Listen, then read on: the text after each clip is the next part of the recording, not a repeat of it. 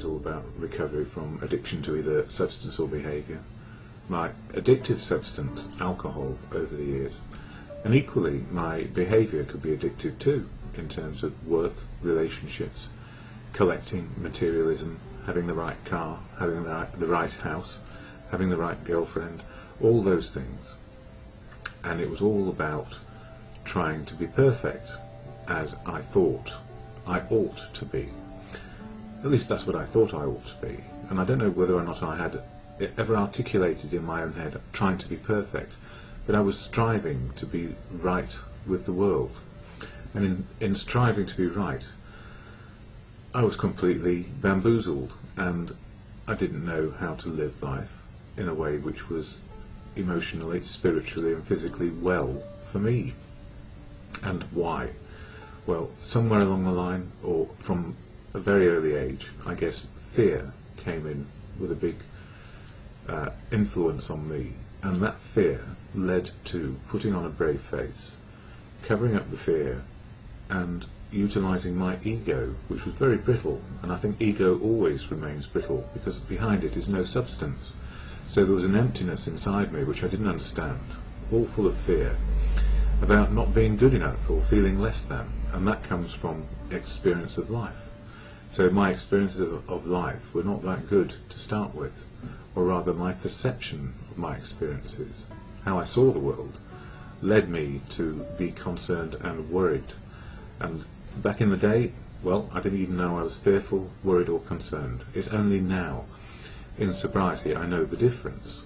So the wisdom learned over the years in sobriety is it's okay to be me, and to be striving to be okay, not striving to be perfect anymore. So where did it all go a bit awry? Well, simply fixing myself with external things. And when drink influenced me, alcohol, that first drink which took the edge off, gave me a bit of joyfulness, conviviality, feeling relaxed, took the anxiety away, I guess. I'm actually sure it did, it took the anxiety away. Then I was on a path of fixing myself rather than living in reality. So it may have been a misunderstanding, but it doesn't matter now, because it's today which counts. So all those years of learning how not to be me were in fact learning that that was the path which didn't help me that much. The gift, if you like, in sobriety is we can start life again. And we only have one day. So if we get stuck in the past, we've lost it again. And if we get stuck in fantasizing about the future, it's a fantasy, and it has no bearing on reality. But that doesn't mean we shouldn't stop having dreams of what might be. It's just understanding what we may be able to dream about. So realistic dreams maybe, or maybe sometimes they are beyond our wildest dreams because we just didn't have any dreams left. So what is it that keeps me in recovery? Well, family, community and fellowship. So family loved me all the way through my life and never ever let me down, even when they had to practice tough love, whatever that happened to be. Family never let me down. I probably let them down so many times, and myself, because I just didn't know what was going on. So I can beat myself up and blame myself, or I can say to myself, ignorance was not bliss. So the other element there, fellowship. The fellowship of AA, Alcoholics Anonymous, has kept me on track, sober, one day at a time, so I can be part of family and community. So that's why it's extremely important to me that I understand my role in fellowship, to be a part of, to be included, and that it helps me calibrate and understand the balance of living today, and just for today. So what is AA? I share the AA preamble or statement of intent, and then a little bit of literature for people who maybe cannot get to meetings or are just interested in what sobriety might be about. So, and some quotes if I've got time. So, AA, what is it? Alcoholics Anonymous is a fellowship of men and women who share their experience, strength and hope with each other, that they may solve their common problem and help others to recover from alcoholism. The only requirement for membership is a desire to stop drinking. There are no dues or fees for AA membership. We are self-supporting through our own contributions. AA is not allied with any sect, denomination, politics, organisation or institution, does not wish to engage in any controversy, neither endorses nor opposes any causes. Our primary purpose is to stay sober and help other alcoholics to achieve sobriety. So a desire not to drink, main reason for having a look at an AA meeting or even just going. And the primary purpose of the fellowship is one thing, to help others achieve sobriety and keep our own. And united around one cause, or not a cause, but just a desire to be sober, means that we let go all the other differences that we may have. We are all unique, authentic on our living path, but we're not special and different. We're all equal, unless you choose not to be. We are all equal in life, and we all have a right to be here. And how we conduct ourselves in our life and living is our personal choice. So my personal choice is to be included, to be able to love other people, and to be left back, and learn how to do those things. Not so easy. So February in the fellowship literature of AA is all about being restored to sanity by a power greater than ourselves. And it took me a long time to realise that the universe was not revolving around me, and life wasn't there for me to take and cherry pick the good bits and leave the bad bits behind. And alcohol covered over the cracks, if you like. And it also then got me 24/7 drinking in this century, and unable to stop doing something which was seriously harming me and was hurting everybody around me. Yeah, as simple as that. So fellowship helped me get back on track, to be a part of. Right-sized, no bigger, no smaller than anybody else. So in the daily reflections, this book, it's all about being restored. But it says here, for the 21st of February, I am part of the whole. At once I became a part, if only a tiny part, of the cosmos. When I first came to AA, I decided that they were very nice people, perhaps a little naive, a little too friendly, but basically decent, earnest people with whom I had nothing in common. I saw them at meetings, after all, and that was where they existed. I shook hands with them, and when I went out of the door, I forgot about them. Then one day, my higher power, whom I did not then believe in, arranged to create a community project outside of AA, but one which happened to involve many AA members. We worked together. I got to know them as people. I came to admire them, even to like them, and in spite of myself, to enjoy them. Their practice of the program in their daily lives, not just in talk at meetings, attracted me, and I wanted what they had. Suddenly they became we. I have not had a drink since.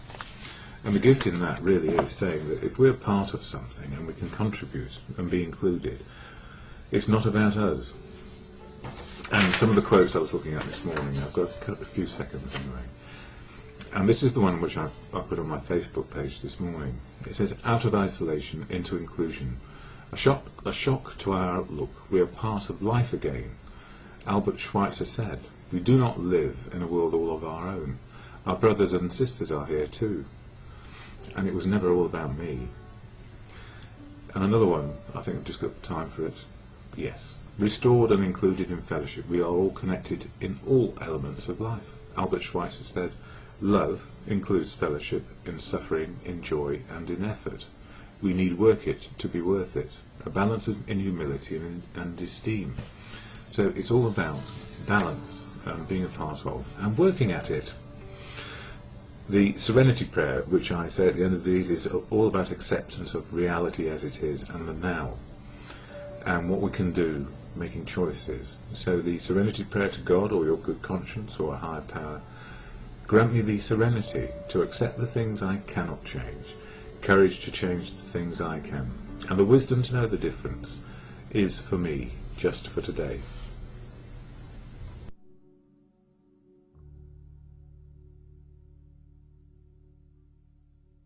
About recovery from addiction to either substance or behaviour. My substance, alcohol, my behaviour, trying to be perfect in any or every way you might want. Never so, never perfect, never will be. The gift is that we are imperfectly perfect, and for me I've learned that on a daily basis I may learn something new and my life gets better, or gets worse, or gets more complicated, or gets more simplified.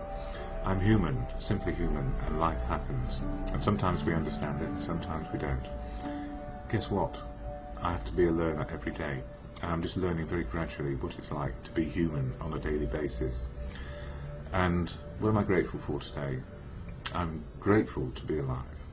I'm grateful, I have gratitude that I have people in my life who I love, and who love me back. And it's been a long journey back to some sort of normality. So 35 years a drinker, not sure when I crossed the line. I guess it could have been on that first drink which changed my feelings.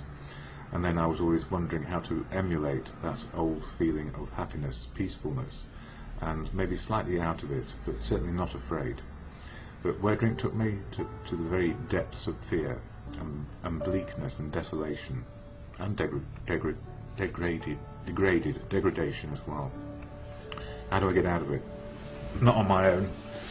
I needed a lot of help, and the help I got was from family, in the strangest of ways, from community, from people who knew what alcoholism was and is, from a fellowship called AA, Alcoholics Anonymous. And I've never been one to join anything, and if I did join something, I wanted to join it near the top and be in charge. And the gift is that the fellowship of AA fits all people, because we're all the same size. All different walks of life, diversity is what it is. Everybody unique, authentic, with this one similarity to be dealt with on a daily basis as we can. And at every AA meeting there's a preamble shared, and I'll read it out. It explains what AA is there to do. It's not to change you into a robot or somebody who is pre-programmed in some sort of way. It's there to enlighten and help us be our authentic selves. So the preamble goes like this. Alcoholics Anonymous is a fellowship of men and women who share their experience, strength and hope with each other, that they may solve their common problem and help others to recover from alcoholism. The only requirement for membership is a desire to stop drinking. There are no dues or fees for AA membership. We are self-supporting through our own contributions. AA is not allied with any sect, denomination, politics, organisation or institution, does not wish to engage in any controversy, neither endorses nor opposes any causes. It doesn't oppose or endorse my videos either. This is me speaking about me and how the fellowship helps me. Our primary purpose is to stay sober and help other alcoholics to achieve sobriety, and that's on a daily basis. So the whole program of AA, or the fellowship, rests on one day, one meeting, several people getting together and sharing experience, strength and hope. And in between meetings, if I can't get to them, because sometimes I'm isolating because I feel sad, lonely, whatever. Clinical depression is part of my story, and it's not uncommon with people with addictions when they come out of them to find that there's a whole load of things going on. Feelings are stirred up for the first time, maybe learning how our feelings are and what we may do about them. Literature, Daily Reflections, is a very useful book for me, and it keeps me on track. And it says for February the 21st, I'm part of the whole. At once I became part of only a tiny part of a cosmos. When I first came to AA, I decided they were very nice people, perhaps a little naive, a little too friendly, but basically decent, earnest people with whom I had nothing in common. I saw them at meetings after all, and that was there, and they existed. I shook hands with them, and when I went out of the door, I forgot about them. Then one day my higher power, whom I did not then believe in, arranged to create a community project outside AA, but one which happened to involve many AA members. We worked together. I got to know them as people. I came to admire them, or even like them, and in spite of myself, to enjoy them. Their practice of the program in their daily lives, not just talk of meetings, attracted me, and I wanted what they had. Suddenly they became we, and I have not had a drink since.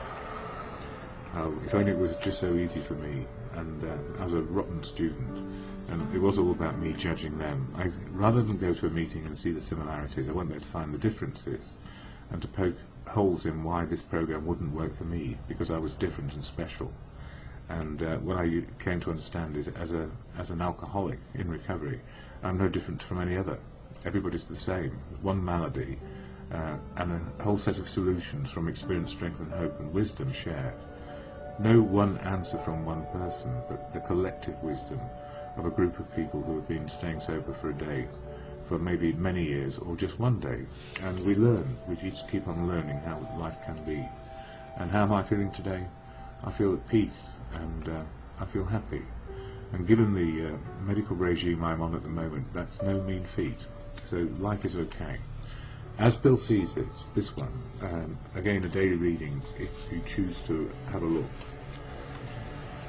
It says here on page 35, I'm just doing these linearly and in no particular order. Suffering transmuted.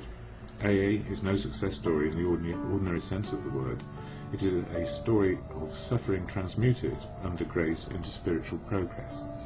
And the excuse me, the spiritual progress for me is simply being able to live in this one moment and absorb as much truth about it as I can, and try and be truthful in this one moment.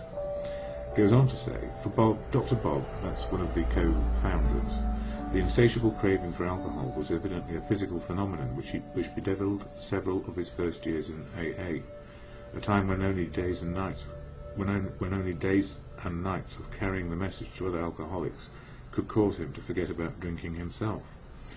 Although his craving was hard to withstand, it doubtless did account for some part of the intense incentive that went into forming Akron's group number 1. That was the first group of AA. Bob's spiritual release did not come easily. It was to be painfully slow. It always entailed the hardest kind of work and the sharpest vigilance. And there is no easy way to get to AA. But sometimes people get to AA early before experiencing the dire consequences of drinking. And there's a page in here in the big book, which I've probably got time for, AA, and it's the 4th edition. It says, they stopped in time.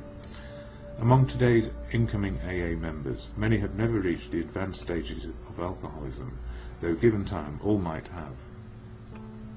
Most of these fortunate ones had little or no acquaintance with delirium, with hospitals, asylums and jails.